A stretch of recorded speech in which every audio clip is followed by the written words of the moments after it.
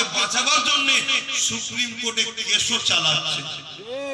আমি একজন ইমানদার হিসাবে তার সাথে আমার সম্পর্ক ওটা ব্যক্তিগত ব্যাপার, কিন্তু একজন ইমানদার হিসাবে মনে করি আমার উচিত তার সাথ দেওয়া।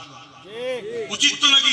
কারণ আমি লড়তে পারছি না, আমি কেস করতে পারছি না, আমি জেল খাটতে পারছি না, কিন্তু সে আল্লাহর ঘরের জন্য লড়ছে, জেল খাটছে, কেস করে খোদার ঘরের অকাল সম্পদকে বাঁচাবার জন্য লড়ছে। বলুন আমার সাথে একমত, তার সাথ দেওয়া দরকার আছে না? বলুন হাত তুলে, সাথ দেওয়া দরকার আছে না? নয়? আলহামদুলিল্লাহ। আরে আমাদেরকে অনেকে বুঝাবে দিদি গুদি করুন, ইয়ে চলে আসবে। আরে আপনি খেয়াল করে দেখুন তো, আমডাঙ্গা, অশোকনগর, কি বলে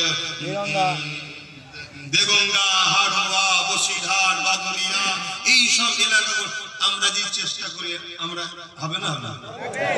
তারপরে ও তো আর একটা জিনিস করছে, আপনারা খবর রাখেন কি জানি না, মতুয়াদের ঘরে যে বুঝাচ্ছে, মতুয়াদের ঘরে আমরা সবাই জানতাম মতুয়ারা ভারতীয়, তাই তো নাকি?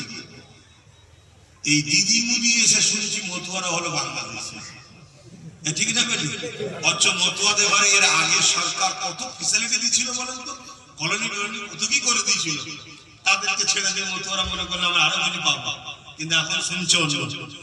তাদের ঘরে যে বুঝাচ্ছে যে আপনারাও বিপদে, আমরাও বিপদে, আদিবাসীরা বিপদে আছেন না, তাদের জল জঙ্গল চলেছে, তারাও বিপদে, দলিতরা বিপদে আছেন না, তাদেরকেও নিচু জাত বলে তাদের উপরেও জুলুম হচ্ছে, স্কুল থেকে বার করে দেওয়া হচ্ছে, তারা বিপদ আছে না? তাহলে আমরা তো যে বুঝাচ্ছে কি দলিতদের বুঝাচ্ছে, যেখানে দলিত বেশি, মুসলমান হয়তো 15% কি 20%, সেখানে তোমরা দলিত লোক দাঁড়াও, আমরা ভোট দেবো তোমাদের, কি উচিত তো নাকি?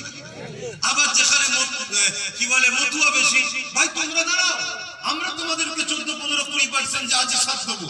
যেখানে আদিবাসী তোমরা দাঁড়াও, আমরা তোমাদেরকে সাথ দেবো। আবার যেখানে মুসলমান বেশি, আমরা দাঁড়াবো, তোমরা আমাদের সাথে।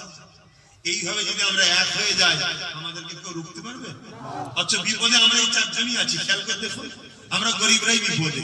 এইভাবে ও বুঝিয়ে সব জায়গায় জড়ো করছে, সবাইকে এক করার চেষ্টা করছে, এটা ওর কাজ করছে, কিন্তু আমাদের কাজ ও সাথ দেওয়া দরকার আছে না?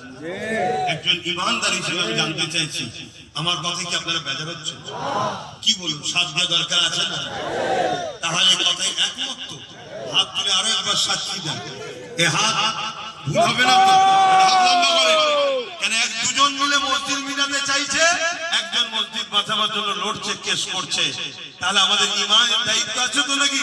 হাত তুলে দেখুন তো, পাশে হাত তুলতে বাকি আছে কি? দেখুন কেন? এটা দেখা দরকার নেই।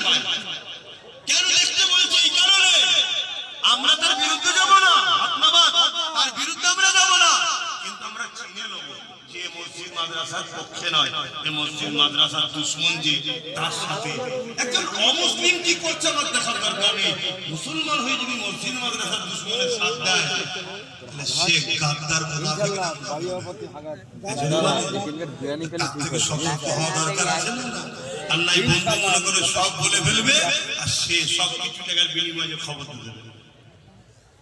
তো যাই হোক, আল্লাহ আমাদের হেফাজত করুন। ডুবগিরিয়া উত্তরপাড়া জলসা কমিটি।